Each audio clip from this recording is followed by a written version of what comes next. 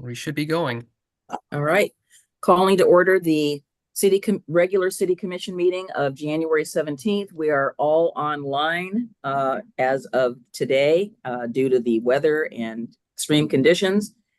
And we're convening the meeting. And before we do, I just want to say on behalf of the commission, thank you, Public Works staff. You guys are out there doing the thing. I just saw another little video of a bulldozer sliding some ice down the hill, and it just slid all the way down to the drain. So thank you. Let's have roll call. Commissioner Rocky Smith. He's muted. I know. I was on mute. I'm here. Commissioner Adam Marl. Here. Commissioner Mike Mitchell. Here. Commissioner Frank O'Donnell. Here. And Mayor Denise McGriff.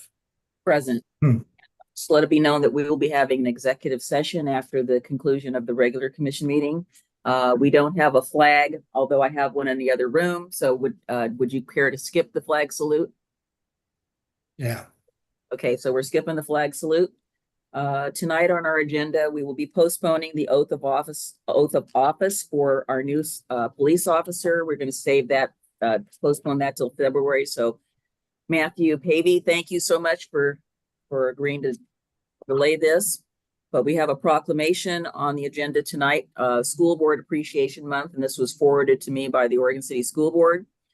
So whereas school board members are elected to sit and trust in their diverse communities, and in that capacity, they are charged with meeting the community's expectations and aspirations for public education of their students. And whereas school board members are entrusted with the guardianship and wise expenditure of scarce tax dollars, and they are responsible for maintaining and preserving the buildings, grounds, and other areas of the school district that the community has put in their trust. And whereas school board members are responsible for providing leadership that ensures a clear and shared vision of public education for their schools that sets a high standard for the education of all students and requires the effective and efficient operation of their districts. And whereas school board members adopt policies that give voice to that leadership, employ a superintendent that administers board policy, and also responsible for the regular monitoring of the district's performance and compliance with policies. And whereas board members are elected to school board positions, deserve recognition and thanks for their countless hours of volunteer service to public education and to the students of our state. And now, therefore, the City Commission of the City of Oregon City does hereby proclaim January 2024 as School Board Appreciation Month. And further, we declare our appreciation for the members of the Oregon City School Board, and we ask all citizens to join us in recognizing their dedication and hard work to create an educational system that meets the needs of both today's and tomorrow's students. And I will sign this when I see Jacob sometime after the 17th of January. So on our agenda tonight, we have on the regular agenda item. So do we have anybody on the citizen side that wants to say anything this evening on the Zoom call? But we did receive some correspondence, I believe. Is that correct, Mr. Wiley? Yes, but it relates to items on the agenda. We don't have anybody registered for public comment tonight.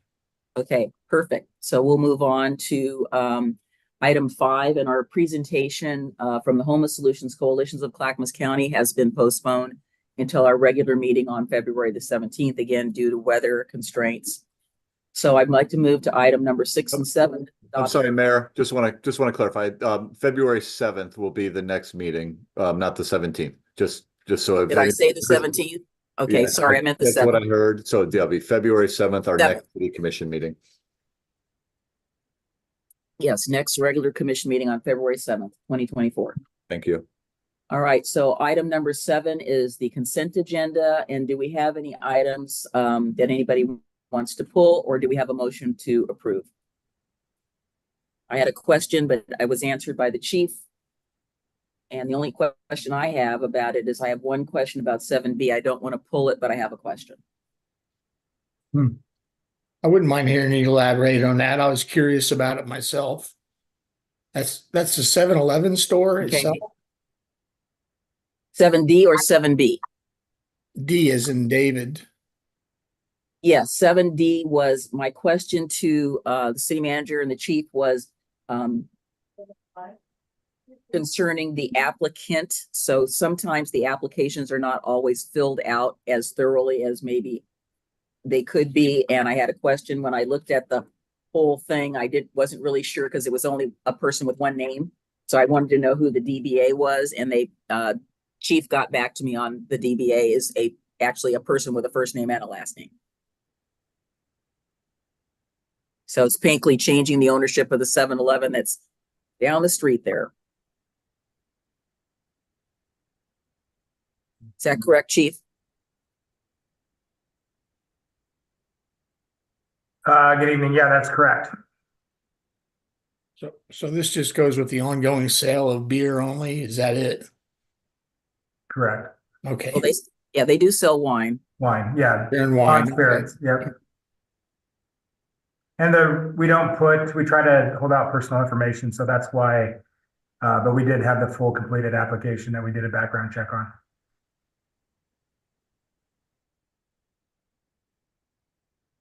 And then my question on 7B, I was just wondering if you could explain a little. I read this report, just a little bit more about exactly what it is that they're doing in the street.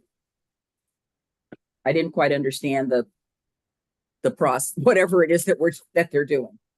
Yeah, my understanding, if I've got this correct, is that they're doing a water connection for their fire supply line or fire line. There's a domestic line and then a fire line, and they've got to make a tap to the main out in the street in middle of Malala. So we're trying to get that work scheduled for them. I think if I remember right, there's a specific number of days that they, are going to do various elements of that: saw cutting, digging, connecting, backfilling, and paving. So that's the work that needs to happen whenever we have it in these sections of Malala, especially where the medians are at, where it's difficult to move traffic far enough out of the way or move the work far enough to the edge. We either need to do it in the middle of the day and upset a lot of traffic, or we need to do it at night. Does that answer your question? Yes, yeah, I was looking at a GIS map to try to figure out how many residential properties were adjacent there so that I could ascertain how much of an issue this is or not. Well, I can look real quick, but I'd have to look. I don't know off the top of my head. Yeah, I guess I would just say the same thing applies that we've done in the past, is that, we want to make sure that they're putting notices out to let the residential properties or any of the properties know that this is going on. Because sometimes, it's getting towards tax season, so there may be businesses, people are working late to deal with, their employment. And I know that can be very noisy. So that was my only concern. We will follow the notification process that we've been doing. We've also tried to limit that as much as is practical, just like we've heard from the commission in the past. So we understand the concerns, and we've been trying to address those. Great. Anybody else have any other questions about the consent agenda? Is there a motion? I'll move to approve the consent agenda. Is there a second? Second. Okay, it's been moved and seconded. Roll call. Commissioner Rocky Smith, Aye. Commissioner Adam Marl, Aye. Commissioner Mike Mitchell, Aye. Commissioner Frank O'Donnell, Aye. and Mayor Denise McGriff. Aye. Motion passes. All right. Mayor So, McGriff? Mayor yes, Denise, sir. before we go on, it has nothing to do with the item, so I didn't bring it up while we were talking about the items, but I did find it kind of interesting when I was looking at the street design standards. Local streets, which is our lowest classification, lowest amount of traffic it can handle, we specify that we want a minimum of 10-foot wide lanes. Anybody care to guess at the two narrow spots what the width of the lanes are on the Arch Bridge, where all that diversion from the nasty T word is going to go? Anybody got a guess? And John, But you not- don't get to guess, John. Can I play? Not Seven and a half. not gonna go, is going. Exactly. 8 feet 7 inches. Yeah. Okay, that means all y'all with those big wide trucks, stay off the bridge. Exactly. Yeah, anyway, I just found that interesting. Well, So you I did wouldn't, want to bring back the street design standards or? well, the Kidding, I'm question is, kidding. Mr. Lewis, the road going over the Arch Bridge, I don't think it's classified as a local street. No, it is not. It also doesn't meet today's design standards. So I think if it were built today, it would be wider than that. Surprise, surprise. Oh, it would be thinner than that and be a bike ped bridge. Oh, Ooh. Okay, well, we're gonna just let the Arch Bridge stay in its National Register status and not try to do anything about changing the width of the lanes or anything of that sort, because if you look at the other bridge that's designed by Mr. McCullough, it's got wide lanes and the sidewalk is barely wide enough to, a person and their dog to get through there. So we got a little bit of everything on both sides of our city. All right. Anything else on that item that Mr. Mitchell brought up? Appreciate it, Michael. All right, so we have item number 8. We have a public hearing tonight. It's the first reading of ordinance number 23-1010. And it's adopting the Oregon City Loop Trail Refinement Plan. Boy, that's a long title. Into the Oregon City Transportation System Plan, an ancillary document to the comprehensive plan. I'm not going to read the file number. Who's on deck for this? thank you. We'll invite Christina Robertson Gardner, our senior planner, to provide the presentation. Thank you, Tony. Mayor McGriff, City Commissioners, tonight is a public hearing for a legislative file. Our Public Works Department has been working on refinements to a previously adopted loop trail, and the mechanism to adopt that is to adopt it into the Transportation System Plan, which is an ancillary document to the comprehensive plan. I have about 4 or 5 process slides for you, and then I'm going to hand it off to Josh Wheeler, our Assistant City Engineer, who will provide a little more detail about the plan.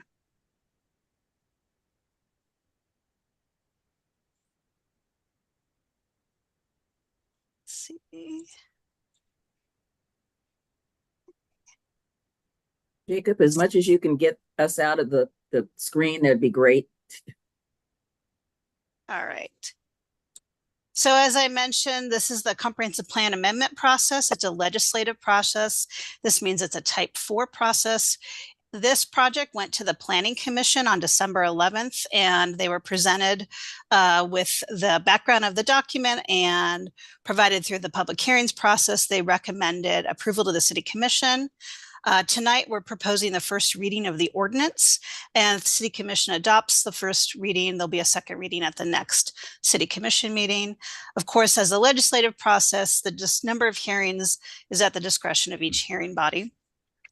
For legislative files, disclosures of ex parte conversations are not required, though any disclosure of a conflict of interest is required. After the presentation, if there is, you believe you have a conflict of interest, please declare that as we are in the hearings process. And finally, public comment.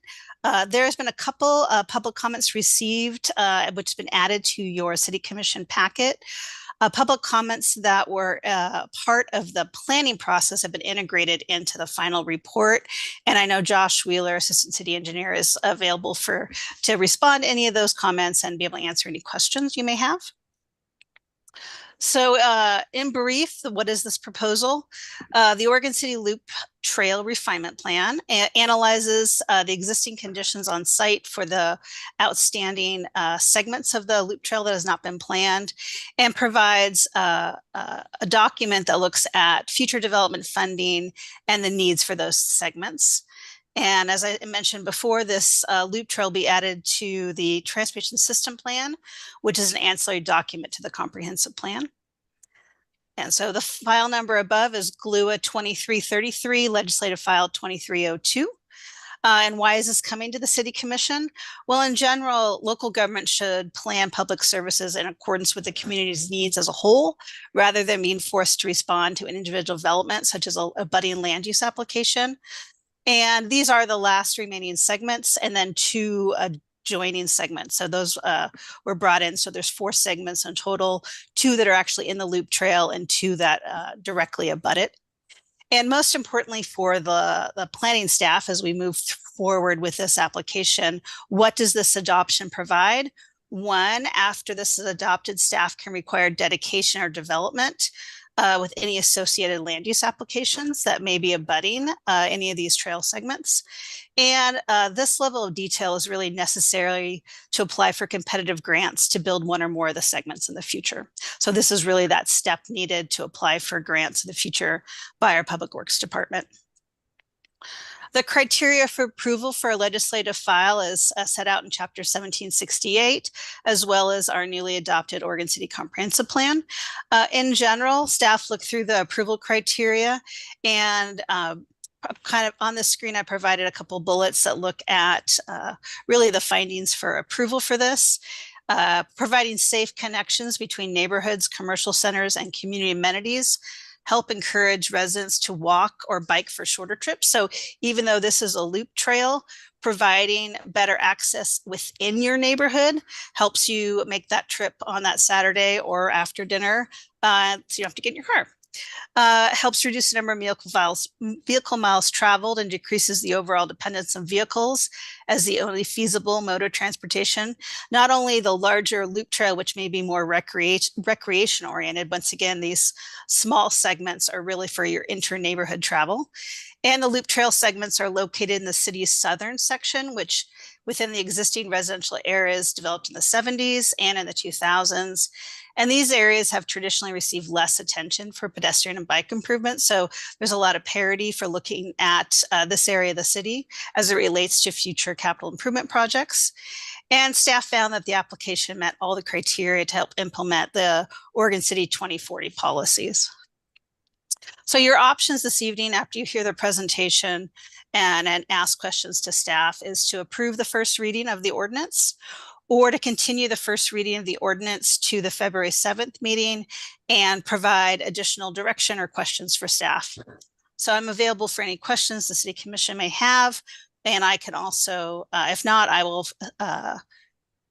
ask Josh Wheeler to make a quick overview of the Loop Trail plan. Go ahead, Mr. Wheeler. Let me stop sharing 1 second.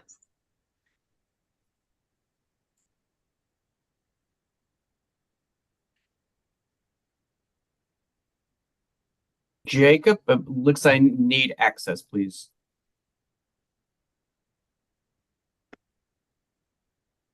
Sorry about that. No problem.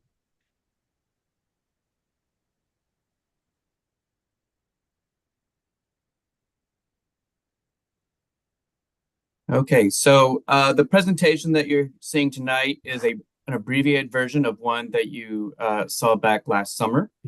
So again, the Oregon City Loop Trail, it's a trail that is identified in the city's Trails Master Plan. That Trails Master Plan was developed back in 2003. It's also takes care of 4 different path sections that are in the TSP, which was last updated back in 2013 with some funding updates in 18. And some additional planning is expected to happen in 2025 and 26. This project begins the refinement process of those 4 segments that Christina outlined. And by having this plan, it positions the city in a way to be able to apply for grant funding and condition development if it were to occur. This is a picture of the plan. We've got S23 and S30. They are the ones in the orange and the purple on the outskirts, and they are part of the official loop part of the plan.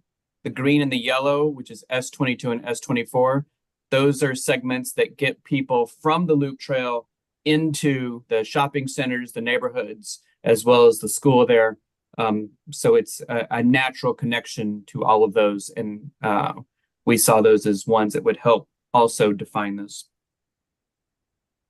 How we went about this whole process is we looked at opportunities and constraints. We used a consultant that looked at what type of plans had existed previously, what is the surrounding land use, what type of right of way would be needed, if any? What is the existing infrastructure? How do utilities get impacted, specifically electric, overhead electric? And then are there environmental constraints such as the Natural Resource Overlay District or the Geologic Hazards Overlay District? We did a lot of community outreach, and that started with an online survey back in 2022. And in that survey, we had 68 respondents. The majority of those were in the Gaffney, the Caulfield, and the Hillendale neighborhood.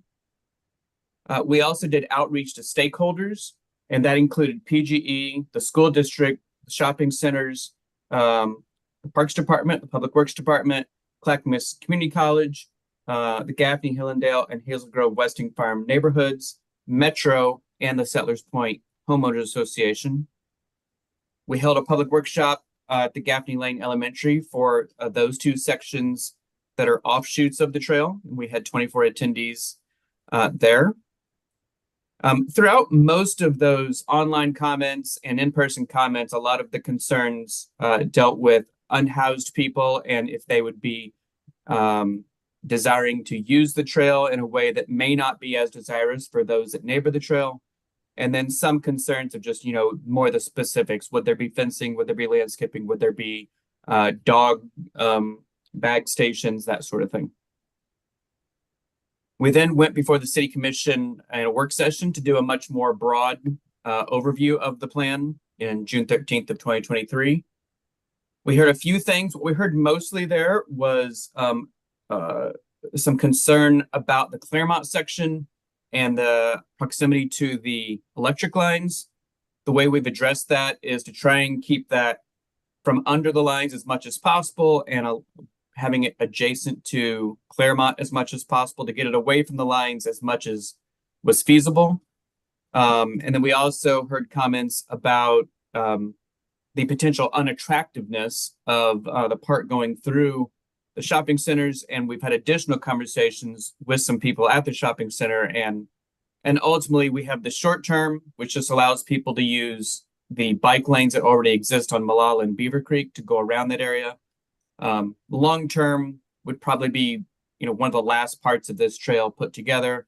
And we would work with everyone to see if that is really feasible, reasonable to go through a parking lot, or if probably talking more to the pedestrian and bicycling community, is it just better just to stay on the road? So we do have both options there. We made it to Planning Commission at the end of the year last year, and they gave a recommendation of approval. They had a number of questions which we addressed at the meeting, and they seemed satisfied with those various answers. Some was talking about process, someone was talking about just when it would get built and, how this sets us up for potential grant funding. And then lastly, because we knew we had done some general outreach, some targeted outreach, we had done public meetings. We had done a CIC meeting as well before that December 11th meeting that was in November of 2023. We still felt like we wanted to give one more targeted outreach before this meeting. And we did a letter to anyone that was directly adjacent to the proposed path locations. We received 6 comments and we responded to all of those. Again, most of those dealt with the same comments we had heard at the other workshops and meetings that we had had. And then lastly, just today, you received an email and that same person gave a very similar comment. I want to say about a month ago or so. I forget exactly when it came in. I've spoken to that citizen since that time and tried to ask what else he was looking for, because he was speaking of a lack of safety at the intersections of Molalla and Claremont, as well as 213 and Myers. And he said he appreciated, he appreciated the plan, and he appreciated the fact that we do have crosswalks and pedestrian signals and everything that does exist in our tool bag, but was hoping that something else could even happen just because going across, he, as a biker himself, did not feel safe. And when I asked, what would that be? He said, something like, and I proposed it to him, something like an overpass or something. One of those sorts of things was just something that we talked about casually. But that's what his comments meant when he was asking about or stating that those intersections were unsafe. He understood that we had done pretty much everything that's in the tool bag, but he would be in favor of something even more out of that bag. And besides that, the final comments are we would expect the Claremont and the Myers sections to be constructed in phases because they are fairly expensive. You'll see the cost to the side. The Claremont section somewhere between the 5.4 and 8.2 million. The Myers in that same 5 to 7 million range. I know the Myers would be a really good one because it would help address the Lynn Leland Myers plan that was created a few years ago and help implement more sidewalks and bike paths on Myers. The Claremont section would probably also be fairly beneficial because it gets people from Myers over to Malala. But we see that probably being done in sections. But those are the ones we'd probably target. And then the Orchard Grove area probably be done by private development because it goes through a vacant piece of property there. So I am available as well as Christina for any questions, and I will stop sharing. Are there any questions?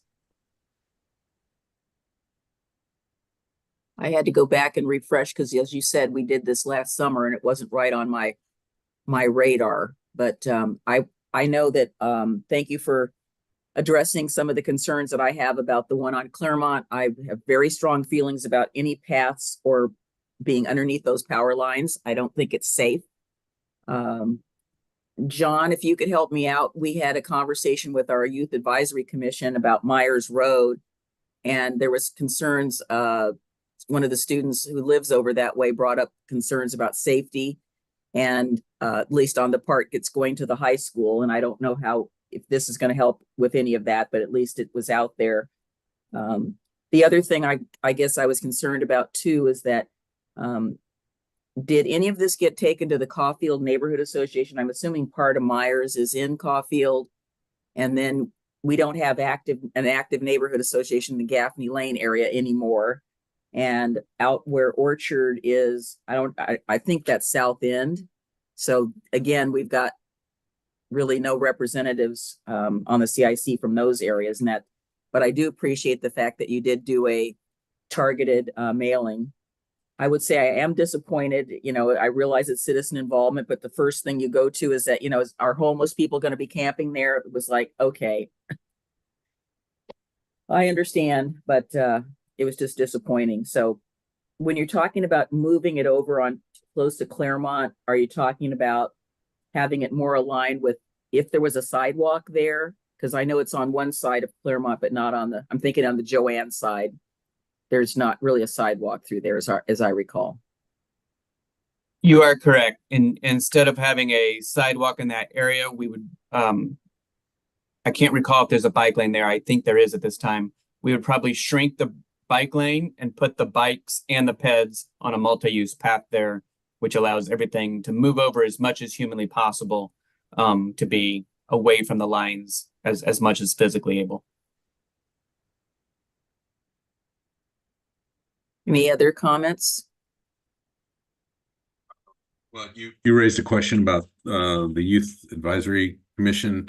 Yes. They were, I think the concerned areas that they had were along the high school. So really between High School Lane and Beaver Creek Road is where they were talking about. I think there was some other comments about the unimproved section of Myers Road, which is Frontier Parkway area to really Warner Parrott and Warner Milne, and much of that area is without sidewalks. So I think those are the two areas that they were referring to. So Okay. and this project isn't it crosses Myers Road, and yet obviously there's a long section of Myers Road, but it's in a different part. Yeah. Okay. All right.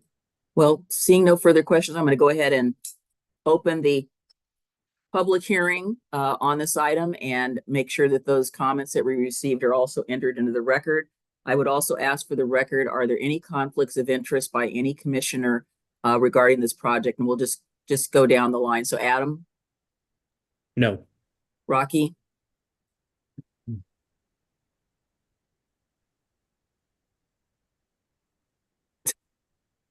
No, Frank? not that I No. know of. Okay, and Mike? Nope, none. And I have none either, so that takes care of that legal requirement. We don't have anybody online who wants to make comments on this at this public hearing, I'm assuming. No, no one registered. Okay, then let's close the public hearing and we'll deliberate. Any further questions, or do we have a motion to do the first reading after our attorney reads the information? So we have a motion?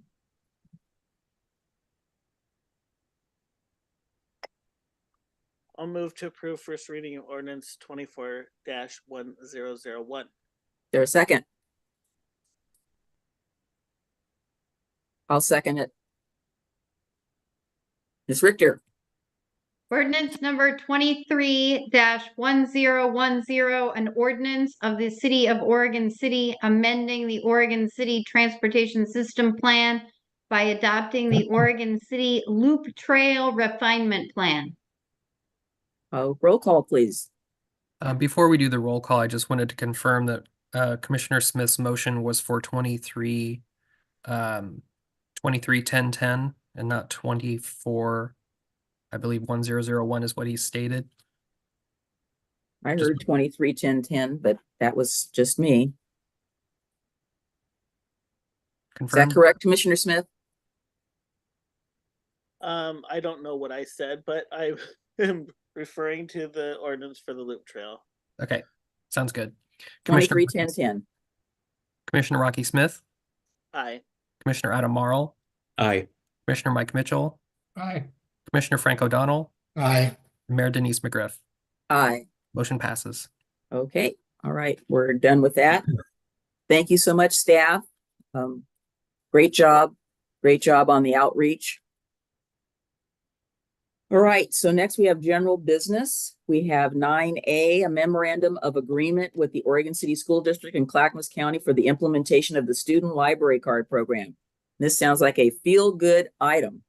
And who is going to be doing that? Mr. Williams. Yes. Good evening, Mayor. Good evening, Commissioners. We are really, really thrilled to be here with you tonight. We had originally thought we were going to be up at around 9:30 after a presentation that was on the agenda. So we didn't do a PowerPoint. So we deliberately are keeping this short. Had I known, I would have asked John Lewis to help me with the PowerPoint that we could have taken another hour to go through, but we did not do that. So I am joined tonight by our Youth Services librarian, Barrett Miller. She is the expert on this. So as we go through, if you have any questions on anything, I'm just going to punt them over to Barrett. But briefly, we are really thrilled to be bringing this to you tonight. This is something that we have been working on at the library for about 4 years at this point. And honestly, I have been working on this in various previous capacities for almost a decade. So this is very gratifying to finally be where we are to be able to bring this to you. What we are here asking you for tonight is your authorization for the city manager to enter into a memorandum of agreement with Clackamas County and the Oregon City School District to initiate a program under which parents would be able, as part of their enrollment for school every year, to be able to opt in to a special student library card. The student library card would have a limited number of checkouts the student would be able to have. They could put holds on. The best thing is it would be tied to their student ID number, so they don't need to memorize a new library card number. They already know their student ID number. After the school district has gone through their annual process of getting everybody their class roster set, they would forward the data over to the county. The county would take that data, create these school library card accounts in the integrated library system that we all use throughout Link, Clackamas County, and create those library card accounts. We estimate there's about, and Barrett can correct me if I misspeak on this, there's about 7,000 students in the Oregon City School District. We don't know exactly at this point exactly how many of them already have library cards, but we do feel this is going to be a great way to reduce barriers to library card, having a library card and access to library materials. Partnerships like this are pretty common in the library and school world. Multnomah County Library has a partnership with their schools and Portland Public Schools. Washington County Libraries have similar partnerships. Since the Oregon City Library loves to be first in everything, this will be the first partnership of its kind within the libraries in Clackamas County Cooperative. So go Oregon City, going trailblazing there. With that's about all the information that I have. If you have any questions, Barrett is here to answer them. But before any questions, I do want to just recognize the substantial amount of work that Barrett has put into this, especially over the last 2 years. There is a lot that goes into doing something like this, especially within a library cooperative environment, and Barrett has navigated all of those challenges superbly and has coordinated and made sure that we're going to have a great program. I want to acknowledge our library board, who has strongly supported this since the first time we mentioned it to them. They felt strongly enough about it that they included in our 2023 to 25 library tactical plan, so it'll be nice to check that off. I want to recognize the Clackamas County Link Library Support Services Office. They're the ones who are they maintain the system that's gonna, and they're gonna support us in doing this with our school district. And then I want to thank the school district for their support and their enthusiasm for entering into this program. And with that, Barrett or I are happy to answer any questions you might have. Are there any questions? I guess my question is, why the heck did this take 4 years? It's a no-brainer. We started it. I think it was probably one of the first meetings I had in 2020 when I first started with the school district, and then a little thing called COVID hit, and so we had to kind of put it on the table for a little bit, and then we started going re-energize this effort in 2022. And as I mentioned, there's a lot of pre-work that has to be done in a library cooperative like this. We don't get to do things just on our own. We have to make sure we're doing it in such a way that every other library within the cooperative is comfortable with it. And again, Barrett's done a great job of shepherding it through that process. Well, I'm going to ask you the dumb follow-up question. Why would they not be supportive of this? Could you say it in a tactful way, I presume? I would say that, library professionals they get systems set up the way they like them, and they want to make sure that any data that gets into a system, some people just have, great ownership over it, want to make sure it's absolutely perfect. With something like this, there's always the possibility that somebody's going to end up with a duplicate library card. Oh my God. Well, that is a philosophical difference. So those are some of the issues that we just had to kind of talk with our other libraries about. Barrett, do you have anything you want to add on that? Yeah, one of the other things that has come up is that different school districts have different levels of comfort about approaching this kind of process. And I know that there are some districts that, they want to see another library in Clackamas County do it successfully first before they join on. They have a little bit of hesitation, or they just have a little bit of hesitation about, data sharing. They're concerned about student privacy and maintaining student privacy.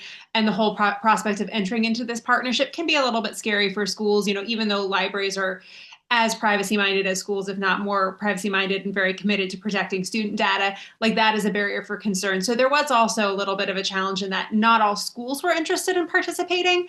And so that was another thing that we kind of had to work through as a county, of how we were going to handle this and how we were going to approach it in a way that would work for the schools and libraries that do want to be part of this, but then also in a way that, is also mindful of the fact that not all schools are comfortable, like, at this moment doing it, and how to navigate that whole process as well. Other questions? Rocky? Okay, do we have a motion to approve the memorandum of agreement? I will move to approve the memorandum of agreement with the school district and Clackamas County. Second. That's seconded by Commissioner Morrow. Yes. All right, let's have the vote. Commissioner Rocky Smith, Aye. Commissioner Adam Marl, Aye. Commissioner Mike Mitchell, Aye. Commissioner Frank O'Donnell, Aye.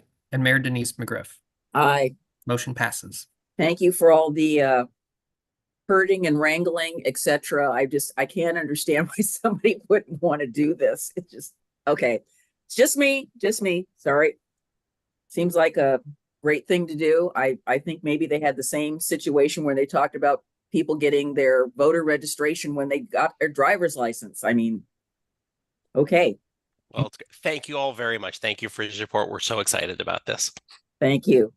Are there going to be a special library card for the students, or is it going to just be the same old regular library card? Not that there's such a thing as a regular library card. Barrett, you want to take that? Yeah. So one of the things that we've been looking at in this process is how to make it feasible to do this for 7,000 students at Oregon City, and then eventually to be doing it for every school district in Clackamas County. And one of the things that we realized is that issuing physical library cards was going to be a huge challenge.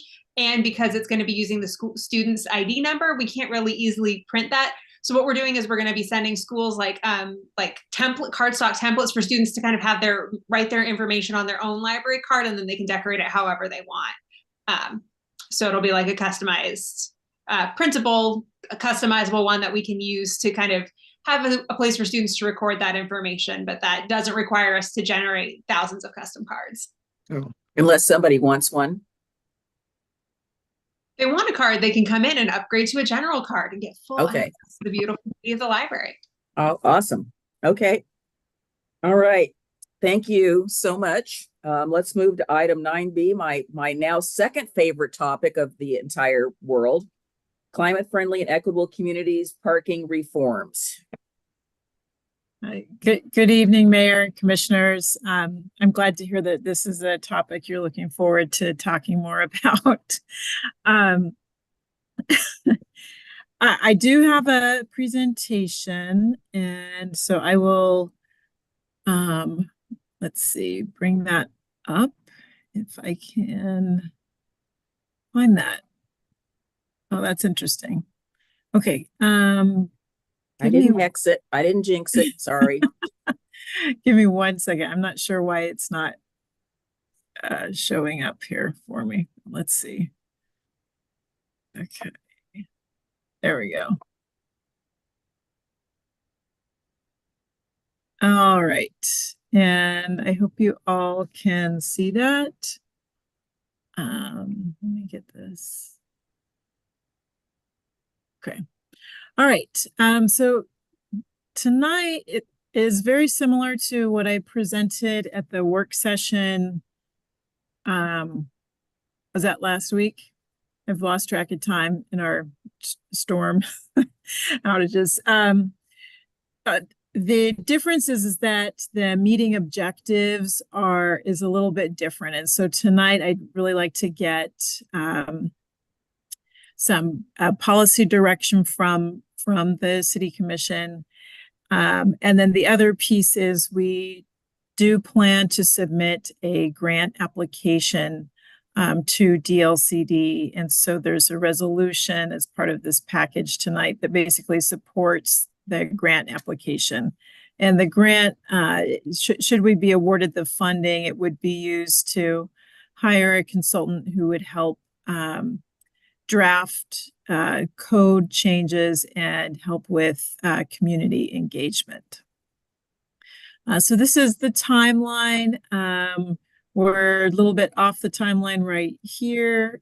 And coming up, very next thing will be to submit for this grant application.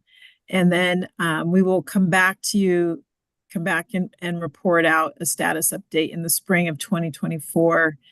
And ultimately, we want to be concluded by the end of this year, December 31st, 2024. And so what is climate-friendly equitable communities? It's a program that aims to reduce climate pollution and provide more transportation and housing choices. The legislature adopted a goal to reduce climate pollution by 75% back in 2007. And in 2022, they found that Oregon was off track in meeting that goal. And so that is when the governor asked all state agencies to take actions to make impacts on reducing climate pollution. So the rules that we're required to go through and adopt are adopting the climate-friendly areas and supporting electric vehicles, reducing parking mandates, and addressing critical gaps in walking, biking, and transit networks.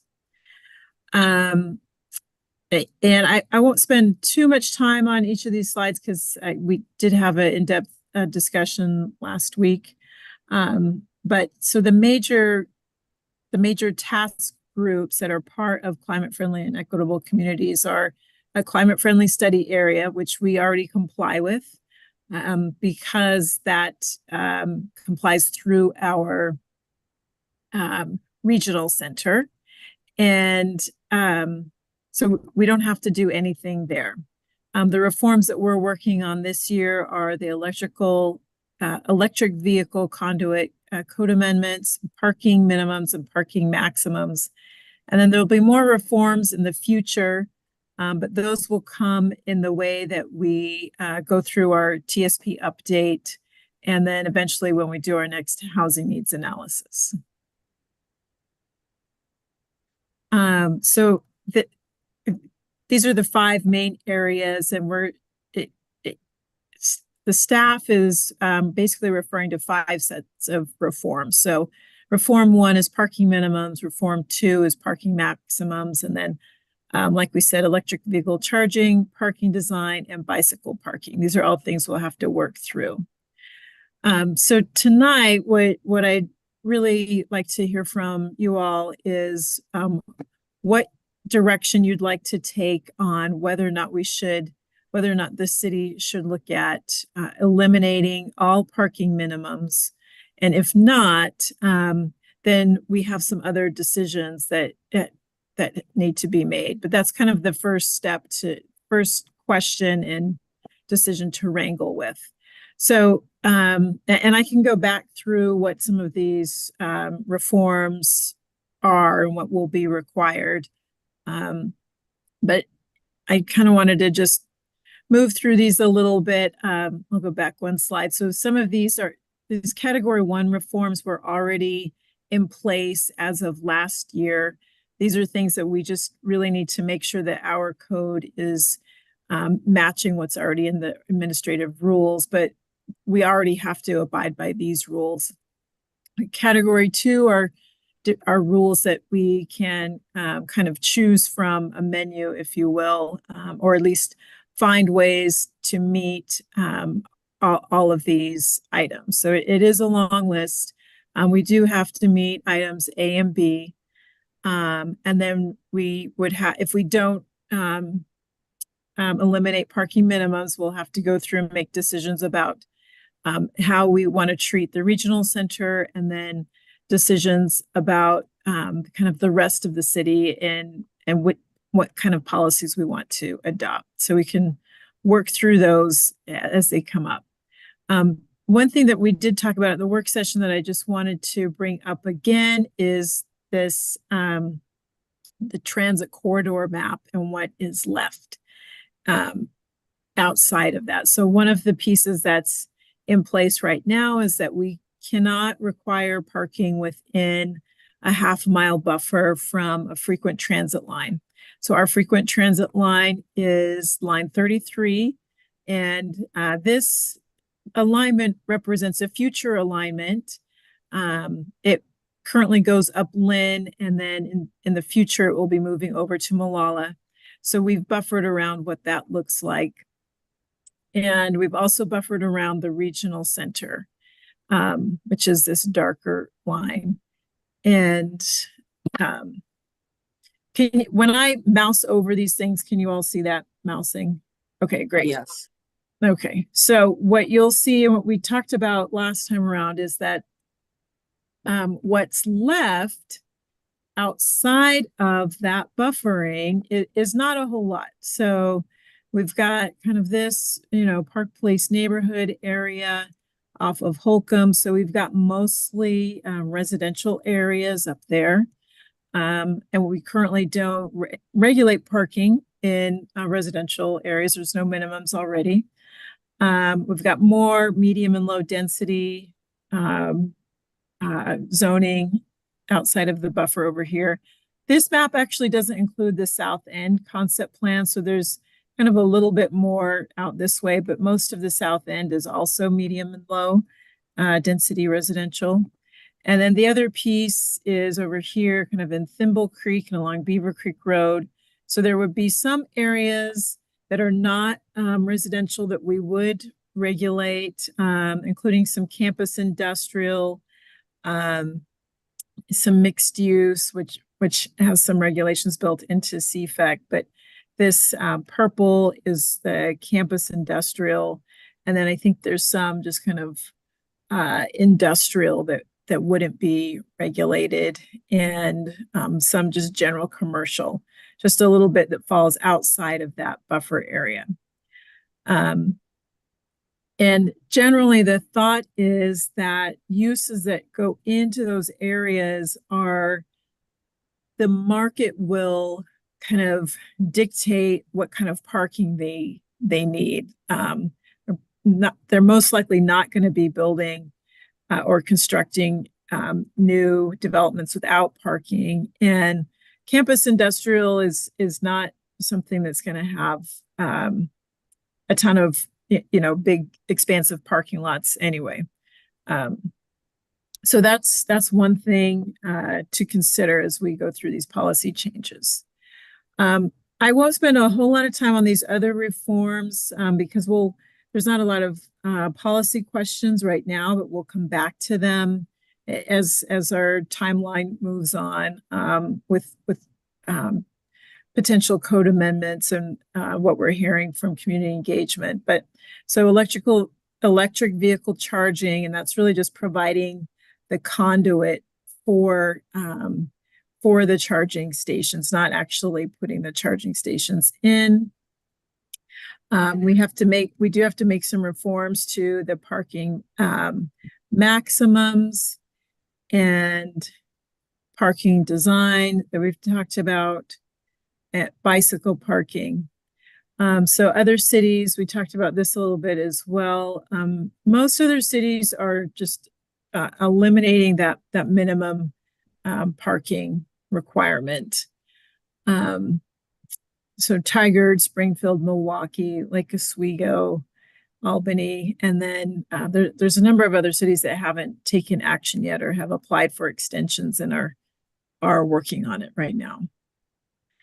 So this is kind of where we're at. This is what I'm here asking tonight is, one, if the city commission approves or supports a grant application. And so if you do, I would ask that you'd approve resolution 2403 if you're supportive of that. And then the second question is really if staff should pursue amendments that repeal the parking minimums. And then if not, we'll need to kind of go through the other choices that we'll need to make. So these are our next steps, and I will leave it at that. I'm going to stop sharing, and if I need to bring anything back up on the screen, just let me know.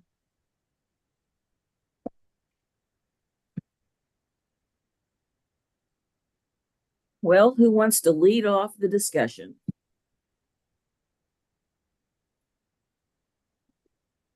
I can see we're just all stunned.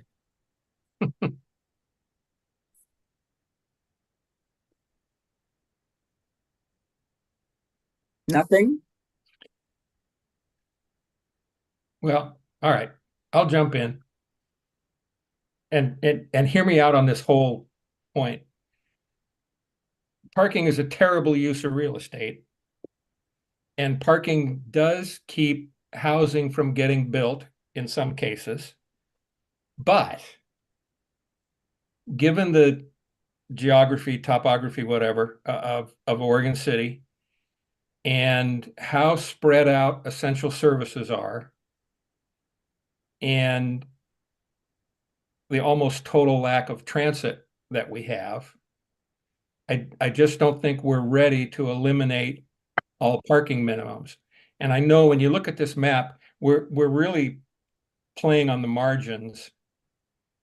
You know, whatever we decide doesn't have nearly as much impact as what has already been dictated to us by the legislature. So, you know, we are kind of playing in the margins. And one of the reasons that I think that I'm worried about eliminating parking minimums because some of these zones in these areas, like let's say out by Thimble Creek, or in the South End area, there are places where two different zones come together, and if a commercial or a commercial development goes in and doesn't provide parking, and then those cars spill out into a residential neighborhood on street parking, you know, that's a concern. So I guess what I'm saying is, as much as I'd like to be able to say eliminate all parking minimums, I just don't think we're prepared for that yet. Anybody else? Rocky, you're off mute. Does that mean you want to say something? Adam had his hand up. I know you don't, but actually Adam has his real hand and the fake hand up, so go for it. Yeah, thank you. I'll make a correction first. This wasn't the legislature for once. This was the governor through an executive order. So for once, it wasn't just the legislature screwing us over. But first of all, I'll say there are very few things that I think could get me to want to choose to eliminate parking minimums. But the alternative is one of those things that could make me lean that way, simply because it's so convoluted and complicated. I mean, I'm looking at the electric vehicle charging infrastructure, require new buildings with 5 or more units to provide electric service to 40% of parking spaces. Do we think that 40% of the cars that are being driven in Oregon City are electric vehicles? And furthermore, what demographics of our population do you think is more likely to drive an electric vehicle? So I really just have a hard time with the alternatives that we would have to adopt if we were to keep the parking minimums. And given that they're in such an outskirted part of the community, right now I'm just leaning toward doing the blanket elimination. And I agree with points that Commissioner Mitchell said. Like, for example, especially with commercial, I think we have some instances where there is so much parking in areas where it could be utilized better. I'm thinking right now of the Albertsons parking lot in particular. I think that's way too much parking, and that it could be used to a higher use. And so I understand part of this. And I'll also say part of this policy wasn't just aimed at reducing emissions, but was also to encourage the housing development and hopefully affordability option. But I'll just state that for me, if I'm looking for a place that's affordable and that unit does not have parking, then that's just not an option. And that's not an option for most people that would be looking for an affordable place. And so even though I find so many issues with eliminating parking minimums, I just feel that it's the better alternative. Mr. O'Donnell?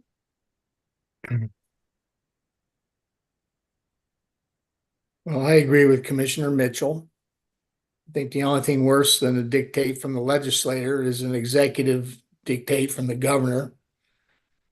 For me, it's like a true false question. If any aspect of the question is false, you certainly can't mark it true. So I disagree with the parking components of it, and I'd certainly disagree with the electric vehicle components of it. Watching the market and watching who buys in the 40% figure. And I know it's just about putting in the infrastructure to support a future of 40%, but I realize that, I mean, the easy thing to do is do what the other cities do, but I'm not willing to do that. So I lean with Commissioner Mitchell. Thanks. Well, I'll jump in. I am totally unhappy with this whole process, and not because I don't believe in climate friendly. I don't believe in the way that it's been dictated. I would like to hold off on doing anything until I find out what happens with with the lawsuit that we joined. I think that we have, as was stated previously, the cart is before the horse. I have never agreed with the half mile. It doesn't make sense for us geographically. Maybe if we did it a quarter mile or an eighth of a mile around a transit, it's just like when I looked at that map again, it just made me crazy because I'm looking at and thinking, are there people that are going to walk a half a mile to get to the 33? The whole stuff with the transportation and the climate friendly is predicated, including, let me just throw in tolling, is predicated on a transit system that does not exist in our area. And we have no indication from TriMet that it will ever exist. And so putting all this in place is predicated on transit being available through many parts of our city where it is not. So we're doing all this stuff to try to get people out of their cars, and it is not going to happen without the transit system.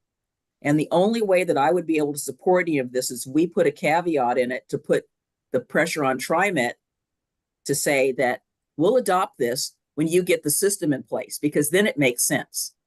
I don't agree with eliminating parking, and I'll tell you why. I agree with you, Michael, that yes, it is not the best use of land, but again, as you stated, given the geographic constraints, there are certain areas in Portland that I just don't go into anymore, not because I don't want to go to Hawthorne Street or some of those. I don't like having to park my car in front of other people's houses because it's reminiscent of my neighborhood. And I don't think it's fair to those people to have to put up with all that commercial. So I try not to go over there because then I don't have to deal with that. And it just, how long are you going to circle the block before you find something on the main street? And I mean, the other thing is we've got somebody that is wanting to eliminate parking in my neighborhood. It's a 2-hour parking zone. We're going to add more units to a street that's already congested because there's no parking. It's just not making sense. I agree with you about I do think we should have electric vehicle parking, but to put in 40%, again, the people that I know who have electric vehicles are people who are not looking for affordable housing.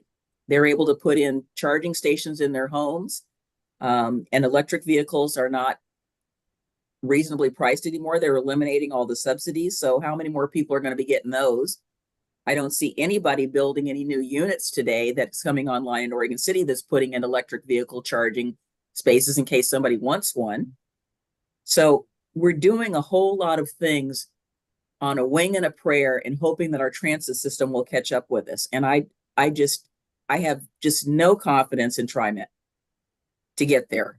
And it just bothers me that all over the place we're making these changes. The only place that this really kind of works is in the hub, where you've got transit. And again, I see the city of Portland putting undue pressure on their neighborhoods by throwing all this parking there. And I just don't know. I can't, I support the grant, but what is going to come of it if we're not really able to do this? And I don't want to be forced to do something that doesn't work for our community.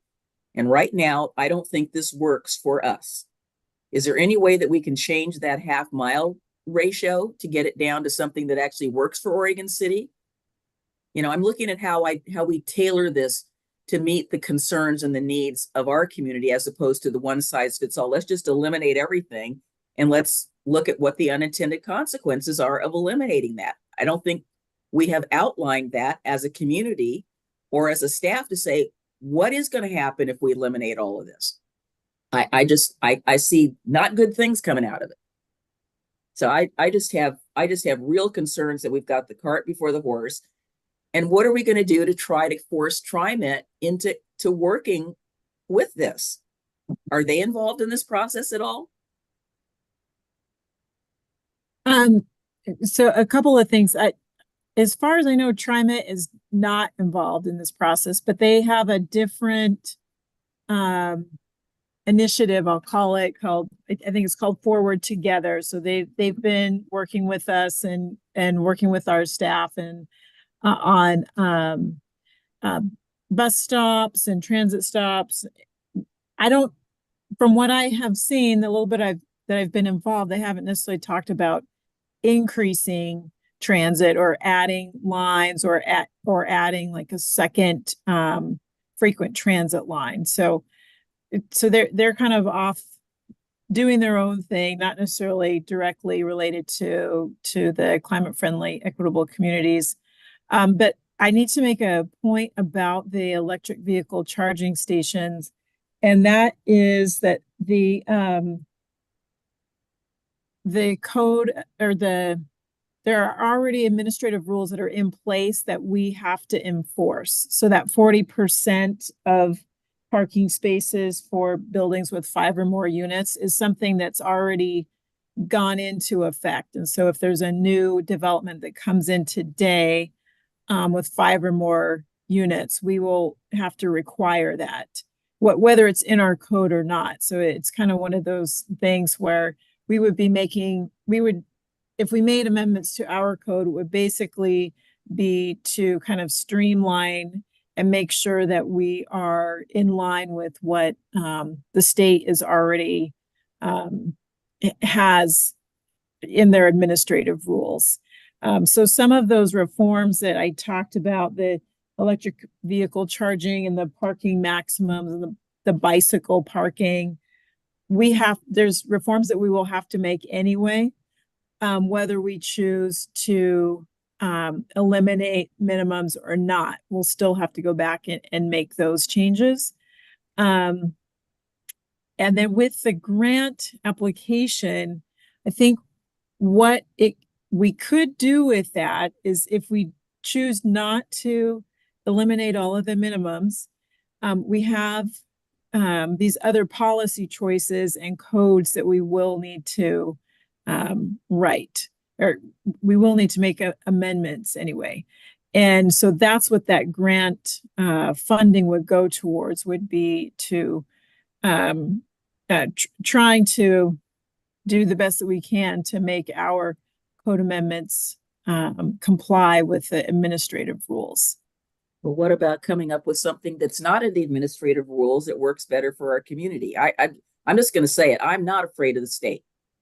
You know, I just, 10 years ago, I probably would not have said that, but I'm in a different position right now. And I'm looking at this as being an onerous mandate on our community that doesn't totally work for us. And so we have to come up with something that works better for us and also convince them that this is going to work better for us than all the stuff that they've come up with. I just don't think that there's got to be a third. We've got column A, column B, and to me, there's got to be a column C somewhere. It's got to work in this town with what we have to work with. Mm-hmm. That's been my gripe about all of this stuff all along. It's one size does not fit all. And I don't know how you guys feel about that.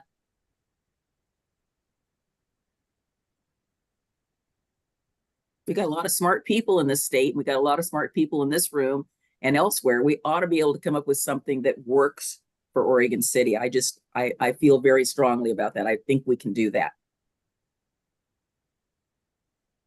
I'm in agreement with Mayor McGriff. I mean, he's much more eloquent than I, but that's exactly how I feel about it.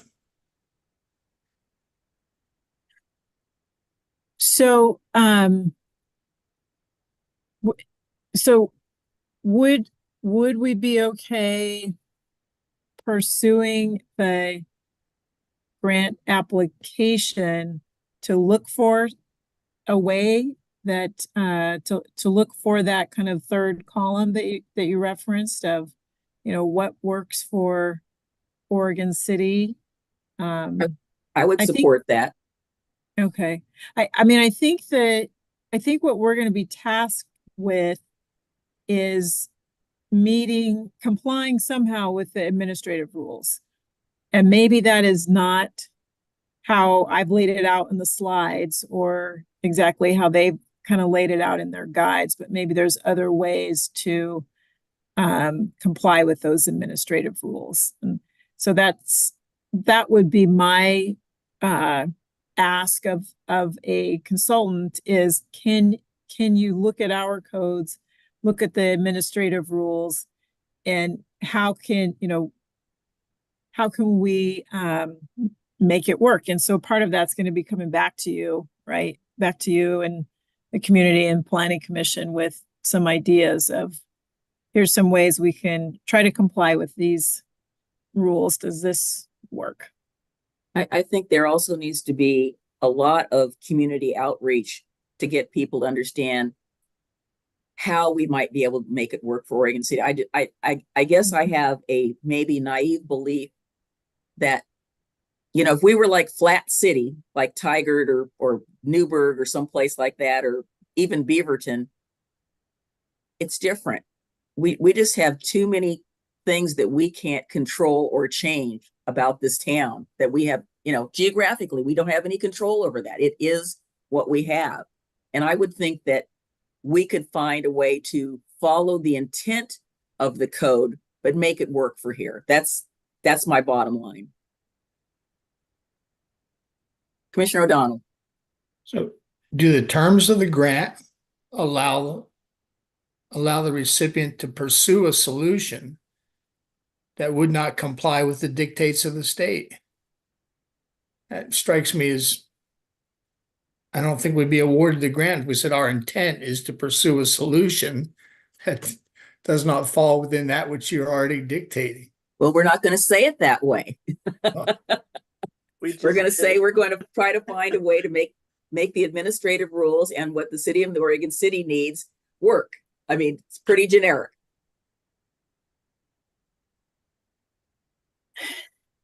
Right. I do think I would have, I need to have a conversation with the DLCD staff along those lines before submitting the grant application.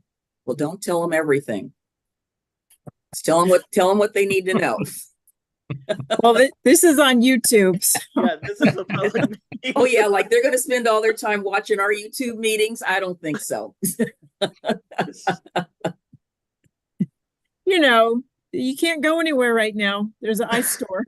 That's right. So they're going to be bored and watch the city's meetings. I believe that there's got to be a way. There's got to be some flexibility.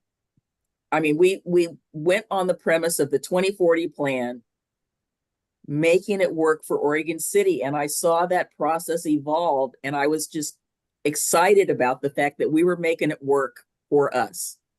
Mm-hmm. And I think that was a great achievement. And I just have equally high hopes for this as well. Okay. We just need to explain that we're trying to find a way to follow the guidelines that are laid out that works and could be implemented in Oregon City without a minimum of angst. And maybe that's just the way we say it. Okay. Well, that is helpful. I think I've got the direction that I need. I've heard that there is not support for eliminating all parking minimums. And I think I've heard, maybe not from 3 of you, but at least 2 that you might be in support of pursuing a grant if we can use it to find a way to make it work for Oregon City. Rocky, are you okay with that? Absolutely. And I am also. Adam? Thank you. So to clarify, regardless of what we do, the administrative rules would require the up to 40% or the 40% EV availability for commercial, and then the 20% is the 20% is for commercial, and then the 40% is for the residential.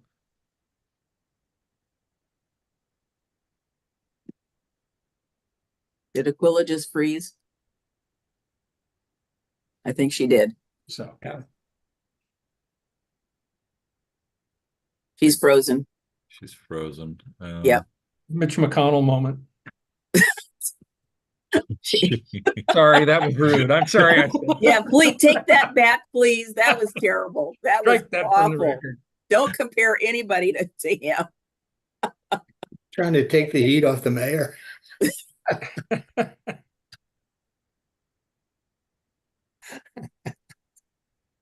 You guys know that I strongly believe in the Oregon's land use planning program. I just don't believe in having it forced down our throats. There's gotta be another, I'm trying to thread the needle. She'll be back as soon as we get her back online here. Maybe the power went out there. So it looks like we're going to go to try to pursue a grant, and we'll see. I think, again, I'm optimistic. I think there's a way we can make it work. We've got some persuasive arguments to say, hey, you know, this is what's going to work here. We've got other issues we've got going on. So got to be a way. I won't go out and absolutely defy the state at this point. Well, I'll just say that while we're waiting for her to get back, if that is in fact the case, that those are the EV requirements, regardless of whether we eliminate parking minimum citywide or not. If that is the case, then I'm supportive of going forward with the grant and seeing how this best fits within our community. That was my one hang up, was if we decided to go the other route, then we would have to choose from a menu of options, which included things about EV charging stations, which for me, I think are just, at this point in our city's history, are reserved parking spots for a certain demographic of community members, of which we have very little at this point. I don't disagree with you at all. I think it's, you know, talk about a little bit of disparity. It's creates some disparity, you know, unless somebody's giving out electric cars for free. Right. And I was just, before we were coming to this meeting, I was watching the news and they were talking about how the cold weather drastically affects the battery life of these electric vehicles. And so I totally support the fact that we have more fuel efficient vehicles and the positive impact that has on our communities and our environment. My big hang up was that if that was going to be the alternative, then I could not support it. And that's the only reason I was leaning toward just a blanket elimination. But it sounds like, even though she's not here, that that is not the case. So I'm supportive as well. Yeah. So I think, again, we can thread that needle, you know, as well.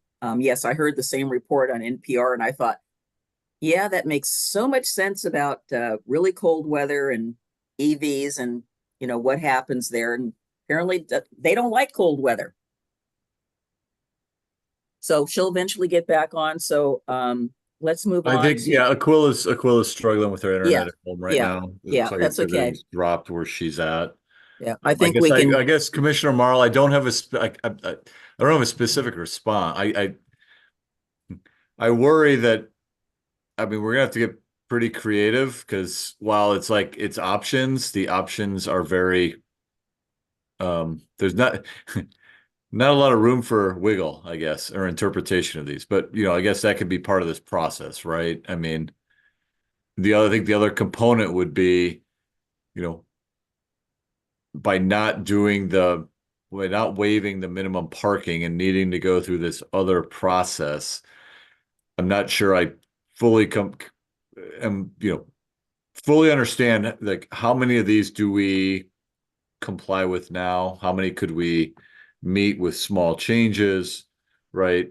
Some of them pick 2 of 5 policies. Okay, do we already meet 2? You know, we have a parking district downtown. We charge for parking downtown. A lot of jurisdictions don't, our size, have metered parking downtown. So, I mean, I guess I want to be careful that, you know, we're not, they feel that they're presented as choices, but when you read them, they don't sound like it. Yeah. But, you know, I mean, if I wanted to, right, tax commercial parking lots. I'm not sure, and I don't know it well enough. How much do we have to tax them? $1. Right? We taxing them.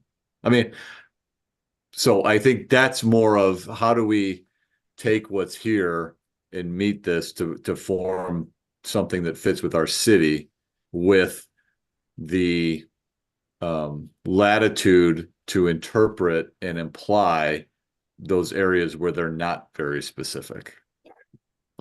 But I don't know, Carrie, you got anything to add to this? I mean, I feel I feel a little bit like we're pigeonholed a little, but I don't want her to be scolding us.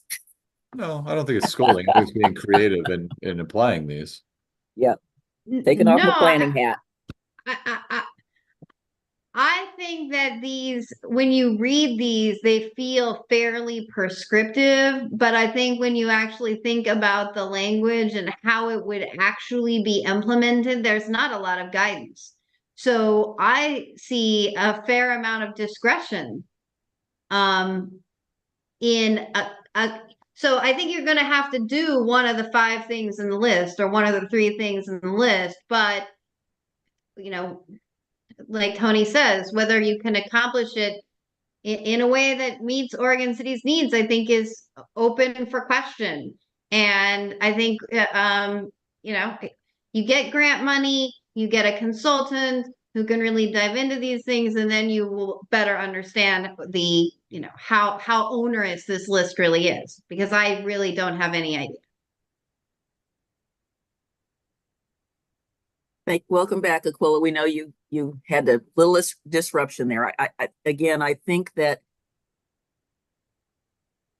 again, you know, without getting into the whole philosophical thing, I think this was probably put out with the best of intentions, without a real recognition of what this really means when local governments have to try to implement something that is, again, we seem to always go back to the one size fits all, and it just does not work. So I think what we want to try to do is thread that needle, and you've got consensus from the commission to go for the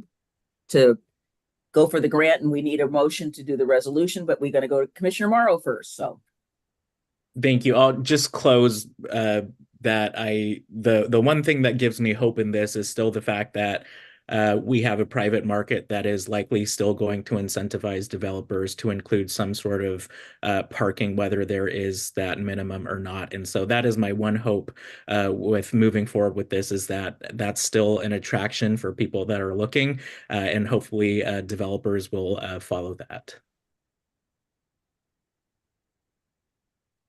couldn't agree more. I know that when I bought my house, it had some off-street parking, and that was a big plus for me. So, all right, do we have do we need to take a look at this resolution to make sure there's nothing in here that locks us into something fairly specific, or is it general enough that we can do what we ask staff to do? I'm looking at it again, and it looks like it's okay to me.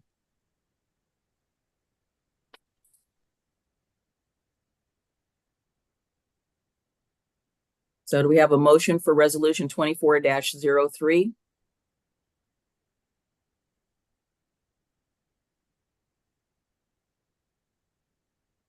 Don't all speak up at once. You're gonna make the motion, Michael? Yeah, I'll move to approve resolution 24-03. Second. Commissioner Rocky Smith, Aye.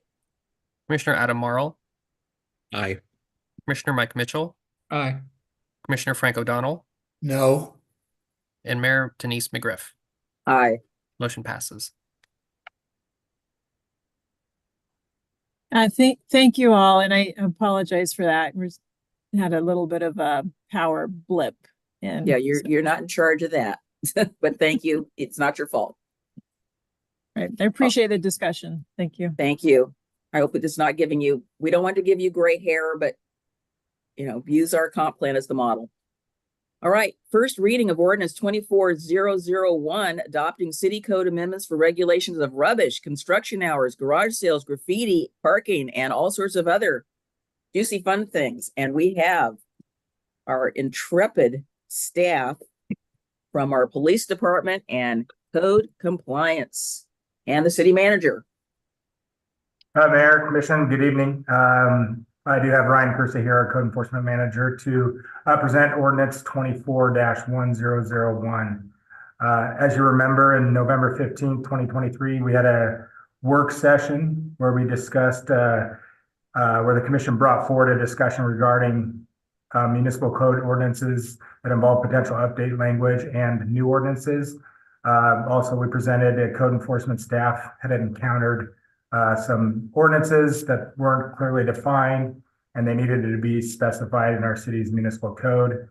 The topics that we discussed on that were garage sales, construction hours, graffiti removal, prohibited stopping, standing, and parking, scattering rubbish, and a change to the code hearings officer language, which was presented in the consent agenda. Staff worked hard with the codes as directed by the city commission. We worked with the city attorney and made these changes.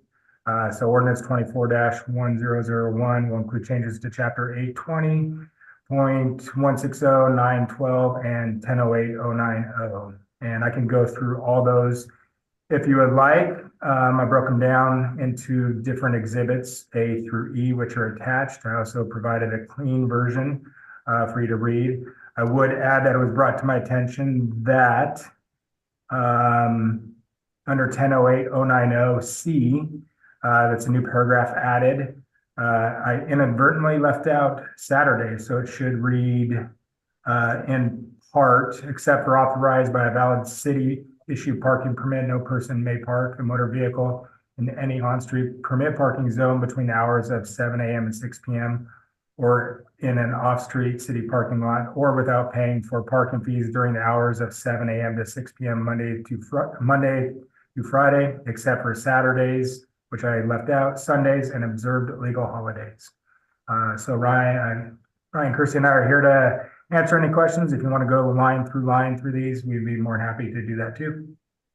And there's no PowerPoint? We did not do a PowerPoint. Kind of like our library, Greg Williams, that, you know, we thought it would be a long night, and we'd just gone over it about 2 months ago. So I figured we covered everything in the staff report and the attachments. Gentlemen, Mr. Smith. Forgive me if this was asked at the last time we went over that, because I'm reading, I guess I'm trying to figure out what the definition of standing is. Is that because in the way it's read, it's shall not stop, stand, or park a vehicle. So is it talking about standing as a term that represents something that the vehicle's doing, meaning, or is that meaning someone standing there as their person? You mean like standing next to a car? Right. Yeah, so ORS, Oregon Revised Statute, does have Oregon stopping, standing, and parking. The only reason I ask, because frequently you see cars that, oh, I'm not parking here, I'm just sitting here, you know, and you're like, well, okay, what's that mean? Is the term standing mean something specifically in that respect? Or because clearly stopping means, like, you know, it doesn't matter if you're parked or not, you're stopped with your car and you're in a spot, that's technically counting as that. But I guess I'm trying to understand what the standing part means. I'd have to refer to Terry Richter on that, but I think it's a legal definition of, yeah, that's adopted in the state ORS. We talked about, do we define what illegal stopping, standing, or parking, but that just like the ORS, Oregon Revised Statute, and this section 10.08090 basically says you can park anywhere as long as you don't do 1 through 12, and then B or A 1 through 12, and so on. So it's legal to do it as long as you don't do it here. Can we look that up to try to answer his question? And then move on to the next one and then come back to it? It's really for my own personal knowledge, because I know definitely in various places I'm at, I'm saying, I'll, see someone parked somewhere and say, hey, you can't park there. And like, well, I'm not really parked here, I'm just doing this. I was like, well, you're in a handicap spot, you're sitting there. Yeah, oh, my favorite is, I'm only gonna be there for a minute. Right, I'm only gonna be here a second. I'm not really parking here. So I'm assuming that standing means something, that it means, Yeah. they're I'll look it up. standing there, I'm sorry. They went through and adopted the ORS 811-555, which talks about the person parks or leaves standing a vehicle in a place Okay. where such stopping, parking, or standing is prohibited. So basically, a reference is basically just a vehicle that's brought in. It more clearly defines it to if somebody stops to, let somebody out maybe for a minute, pick them back up, the vehicle could be running. It's a ORS term that's just been adopted through all the laws, so. Doesn't make any sense though, but that's okay. Okay. I just see this a lot at school, I'm just saying, so. With, fire lanes and. I have, I'm curious. Commissioner Smith, I have it, ORS 801380 defines it, and park or parking means the standing of a vehicle, whether occupied or not, otherwise than temporarily for the purpose of, and allow action engaged in loading or unloading of property or passengers. Got it. So it's a temporary, kind of like stopping. It's kind of like what you're saying, the temporary, I'm just waiting for someone or whatever. Right, You might I'm see just like an making Uber that- driver or Yeah. something doing that. Right, so is there a reason that, fire lanes are not part of this? Because that's not one of the 12 things I'm seeing there.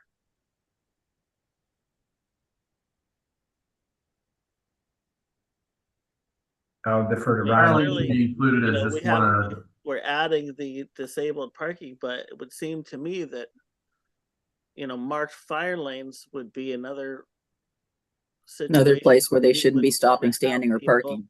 Yeah, I'm gonna see if it's defined somewhere else okay, in our code. okay.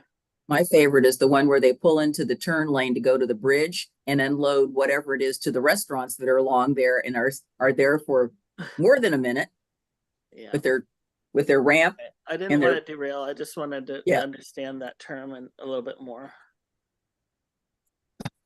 That on that list of 12, the number 12 that we just added, and this is just a grammar thing, but the wording on number 12 is a little goofy because so it says which shall include but not be limited to stopping, standing, or parking of any vehicle within the plan. It really just needs to say Any within the vehicle planner or- for parking. Yeah, within the within the plan. plan. So just eliminate parking of any vehicle. And then Or- the other question I have on the parking thing here is I've read that paragraph, new paragraph C, a bunch of times, and I'm still trying to figure out what it means. It's always bad when you start it with except. That's like starting it with a prepositional phrase. I mean, what it's trying to get to is so between the hours of 7 a.m. and 6 p.m., Monday to Friday, you can't park in an on-street parking zone or an off-street city parking lot or without paying the fees. Am I getting that right? yeah, and what we're doing is adding it to the existing one, so it moves it down, and then it adds that as actual letter C. So that's why it was listed that way in the report. Wouldn't it be It's a little clearer to confusing, but start it with no person may park a motor vehicle, blah, blah, blah, blah, blah, except when authorized by a valid city issued parking permit. and that's in 10.8.090 already. A, B, and then C is the same. I So know, but again, it's the syntax and the grammar of the sentence that's out of order. That's the problem. You're starting it with except and saying you cannot do this, or this. And then the thing is, except if you have a valid permit. You're starting it with saying, except we're authorized, no person may. Again, starting a sentence with a prepositional phrase when you really mean it to say something else. It's just. Well, I It's think just- I think like B says except also, right? So it says you can stop, stand, or parking, right? And it's trying to define when you legally can. Clarify for me, which exhibit are we looking at? Sorry, exhibit E. letter C, we're on the C, but B is also starts except, so it gives an exception of when you can legally. I understand. I'm just saying it's not good grammar. I'm just telling you. I have a question about the parking in a planter strip. So we're saying any vehicle. What if somebody puts a pod in the parking strip? Those I mean, are are we wanting to not have anything in the parking strip that's I don't know if a pod what it's considered as, but I'm concerned about pods being putting in parking strips or a pod sitting on the street.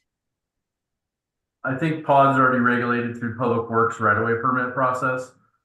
According to our code, they're only allowed to be placed in the right-of-way in the streets, and they have to get a permit for it. That's how we've addressed it in code enforcement and had them get permits through Public Works. Okay, is there something in here that says you have to get that you can't park one of those because it's dealing with this? And are we limiting only to vehicles again? Since this is the parking standards and the pod's not considered a vehicle, we don't cover it in here. It's covered in another section of the code. What if they put a boat in the parking strip? It would be considered under this section already as a vehicle, recreational vehicle. And those are already Okay. covered. You're not allowed to be parked in the right of way. Should include that parking strip. And Is I there think, anything? Go ahead, Tony. oh, I'm sorry. Go ahead. No, I'm sorry.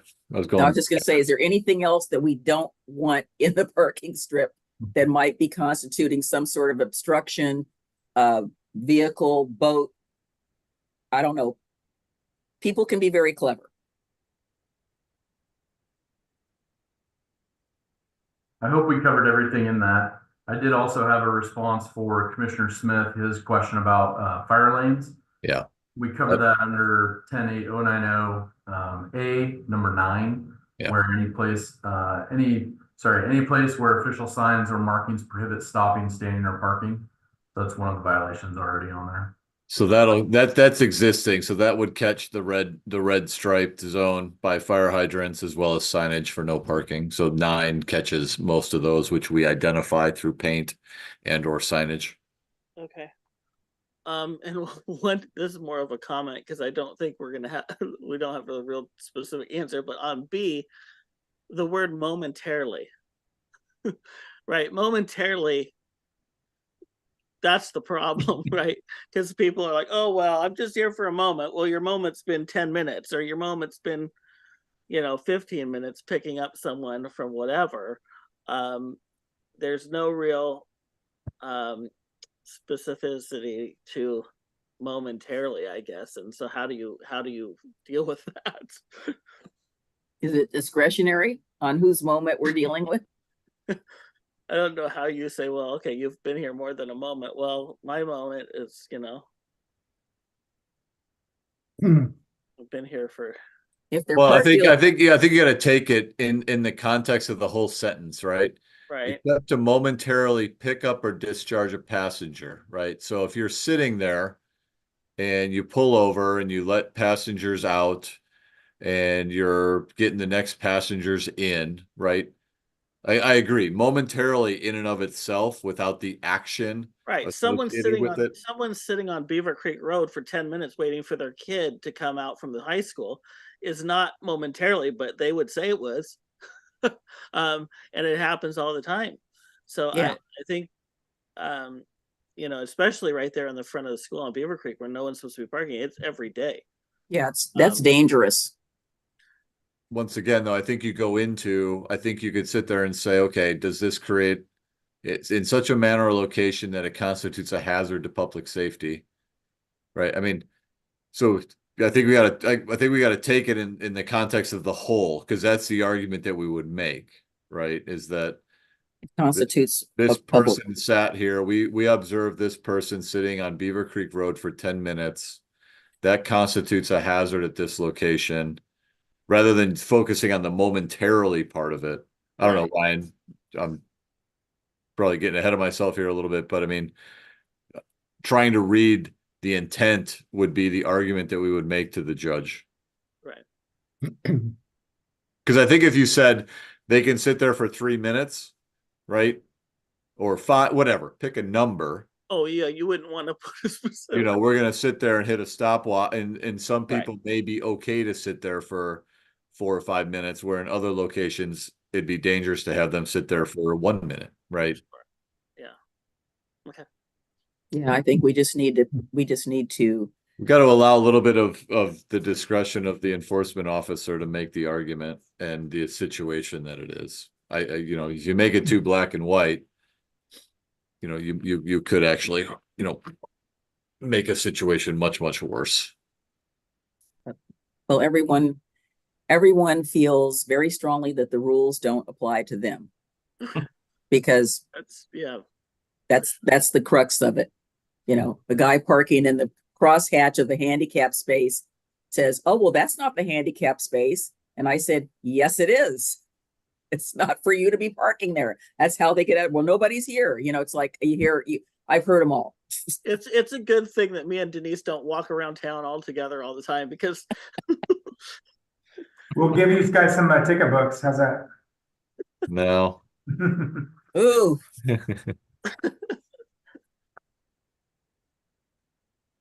Mr. O'Donnell. So my issue with this one, and it goes back to something I asked in Public Works, which they were less than receptive about. But on 090 section B4 says within 20 feet of a crosswalk at an intersection. A crosswalk is very specific. Not all intersections have crosswalks, correct? Yeah, correct. So my argument has been, and why I think it's a safety thing, when you come out of some of these streets on Central Point onto a 35-mile-per-hour thoroughfare, and people are parking right up to the intersection, and you can't see. I don't think it should read a crosswalk. I think it should comply with the state rule, which is 20 feet to an intersection. So I would remove the crosswalk and just say intersection. And I still think, and I know John Lewis hates it, but those high volume, those fast thoroughfares, I'd really like to see them paint some curbs back 20 feet, because trying to get out of some of these streets, it's pretty risky. In this case, all I say is remove the crosswalk portion of it and just say intersection. Well, you're not wrong. Yeah, you're not wrong, Frank. It's also depends on what type of a vehicle is there too. You have some of those step vans that they're really high and you cannot see anything trying to get around one of those. And I think John is looking at adding that discussion to the Transportation Advisory Commission agenda for the February meeting, to follow up and figure out what we can do. And actually, just I requested it. I could. Yep. And yeah, so they're getting it on the February one to have that discussion. Yeah. And actually, Commissioner O'Donnell, I did kind of want to talk to you about clarity on that. I mean, are we talking every street? It's a resource issue, so that's my main thing. If we're doing it for every, say, collector like Central Point, then no, I'm just emphasizing like Central Point. You come out of some of those side streets on the Central Point, and you even have SUVs parked right up against the intersection on either side. It's all you can do to eke out there and try to get into the flow of traffic. I don't want you to do it on every residential thing. I mean, I know, but I want to comply with the state law. I didn't say that, but we've got a lot of Central Point like streets, and that's what you're talking about. You want those. You want pretty much every side street marked that's intersecting with a collector or neighborhood collector, right? That's what I try to position code enforcement and law enforcement in a very solid place so that somebody can say, well, I didn't know it was within 20 feet. Well, they should know because it's in the driver's manual for one. But for two, I mean, if you paint it, it makes it certain. That's something you can work out, but I don't think we should just limit this to if there's a crosswalk there. Can I add in there, Commissioner O'Donnell, under 811 ORS 811-550 uses exact number 17. It uses the exact same language that we have. It says within 20 feet of a crosswalk at an intersection. We're just mimicking ORS in our code. Well, Commissioner O'Donnell's asking whether or not we can eliminate the word crosswalk and just say an intersection. And I'll go back to the state law and see if I'm correct or if crosswalk is specified at every area. I don't think it is. It doesn't have to be marked. They're designated there, whether they're marked or not. Well, you're saying every intersection has a crosswalk by definition? Yes. Mm-hmm. I think so. Okay. Every intersection that has a crosswalk or not is defined as a crosswalk. Is that what you just said? Yeah, if they have ramps to the street, I think they're considered crosswalks. Probably even if they're not. Okay, well, I mean, when I hear the word crosswalk, I expect to see it marked. I don't. Yeah, they don't have to. It doesn't have to be marked. It could be marked to assist, but it does not have to be marked. That's where we run into people trying to cross the street, and people didn't think they had to stop, but they actually had to stop because it is a crosswalk because it's at the edge of an intersection. Adam? Yeah, I share Commissioner O'Donnell's concerns. And I think that obviously there is a resource allocation question to if we were to do that. I'll just speak to my personal experience when I moved into the McLaughlin neighborhood, and realizing how difficult it was to get out onto 7th from those or 5th. Right. That it's a huge struggle. And so I think that if we were to charge the Transportation Advisory Committee to look at a limited scope of high impact areas, not every single arterial, I think that's something that I would like to see, because it really is a safety problem. You're trying to move so far out into the actual street just to see one lane that you're likely to be hit by cars on the other lane because you're so far out.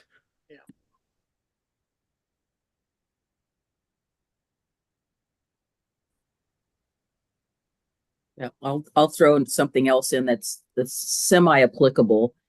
I know in certain places in other jurisdictions, and again, I'm just throwing it, I'm not saying we have to do it, but there's places where if a vehicle would impede being able to see the intersection, if it's certain height, some jurisdictions don't allow certain vehicles to be parked in a certain location because you can't see anything over them or around them.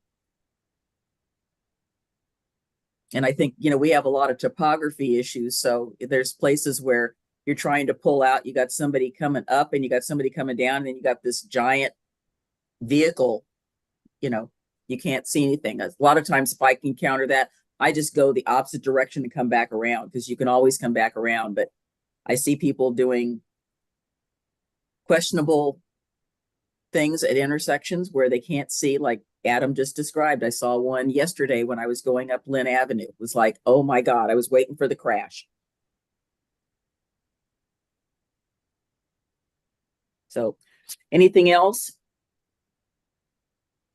Have we reached a consensus on Commissioner O'Donnell's suggestion to remove of a crosswalk? Well, let's just ask everybody.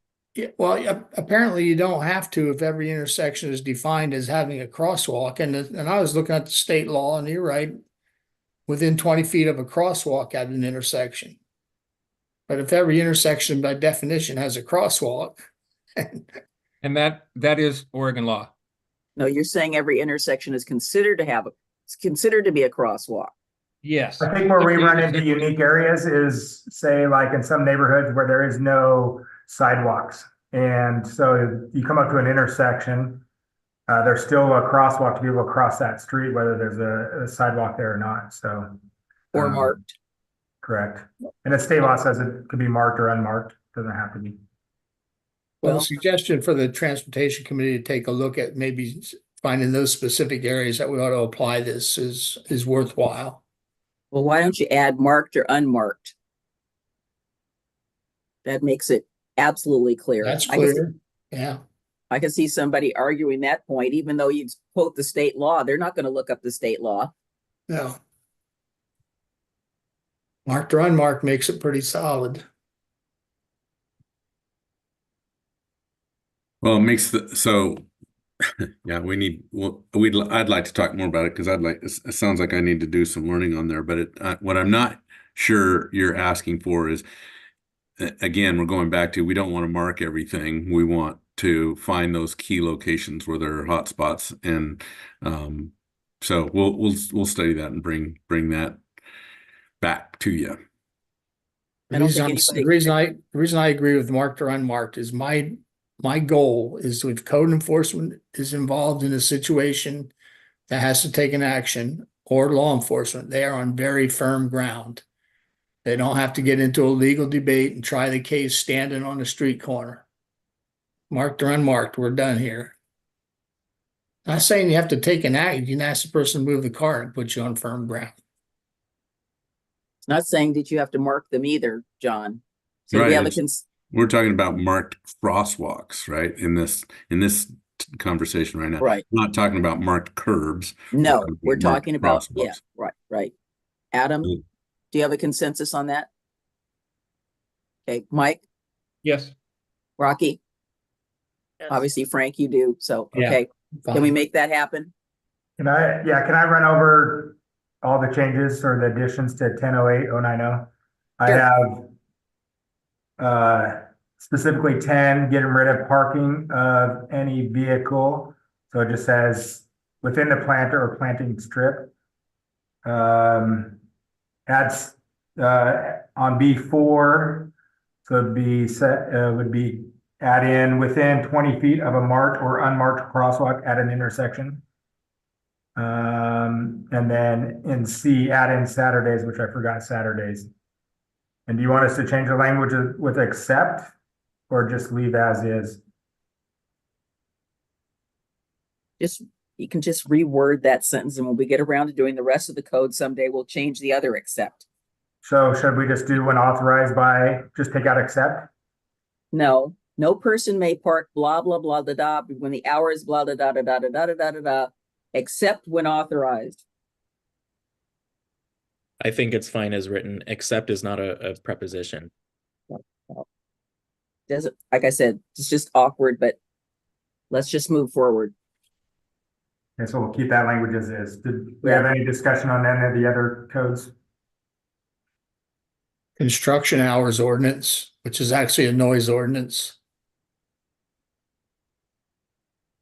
So a couple of things on that, and I'll get back to my my decibel meter at the end, but I'm curious about this one because we can have a loud party and we have to bring that to a conclusion at 10. But we can't, the construction, I presume it doesn't differentiate between commercial construction and some guy coming home at the end of his workday trying to accomplish something at his house.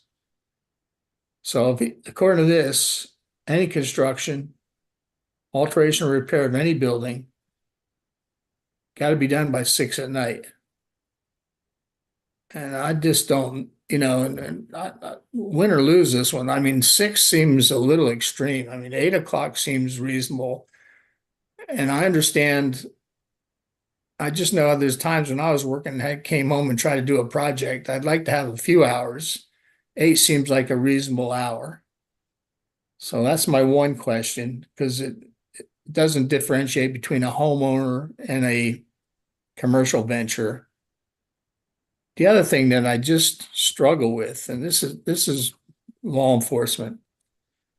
Nobody in law enforcement wants to go into court and say, I'm charging this guy with speeding because I stood there and observed him.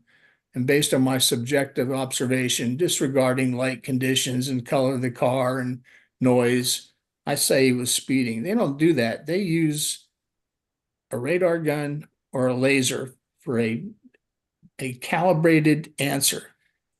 That you cannot defeat in court if everything is calibrated. And I don't understand why, and I don't know if other jurisdictions do this or not, do not use decibel meters and distance, because that's not subjective. That's an objective scientific measurement. And I don't know, to your knowledge, Chief, does any other jurisdiction use decibel meters, or to your knowledge, Ryan? Portland does. Well, I Their think that's a noise- much better approach than the subjective thing where I thought it was too loud. I guess my follow-up question would be, are we talking about the construction hours using a decimal meter instead of just saying no more construction after a certain time? Or are you talking about the noise ordinance in general? Two different the construction thing is not noise. It's noise related, but not measurable noise. I mean, that's just a simple statement of hours allowable. But we've sat up there in commission and listened to complaints about loud music and loud parties. And I've dealt with it personally. And I'll tell you what, it's subjective and it's hard to bring it to a conclusion. But if you took a reading and said the decimal meter is reading 90 decibels at a distance of 60 feet, or it's reading 90 decibels inside a home 80 feet from your party, that's a pretty darn solid piece of evidence. I know that two jurisdictions, we have Clackamas County and the city of Portland, with their noise ordinance, do have decimal reader or decimal readings that they use in their ordinance. Portland's very detailed and goes by different neighborhoods. Clackamas County is very general, but they do have noise decimal readings in their ordinance for noise. Well, I just think it's a much stronger approach, and having been involved in it personally and having heard a gentleman come before commission where we felt pretty powerless to help him, a decibel reading would have said, hey, you broke the threshold and we're done. So go ahead. Well, I would say there are things that you can do with regard to construction at your home that you can get a few more daylight hours. I'm thinking of painting is not noisy. Personally, I don't want to hear somebody with their nail gun, after hours banging away, next door to me, even though it's my neighbor. It's just construction should apply to everybody. And like I said, there are things people can do that don't make a lot of noise. I'm not going to be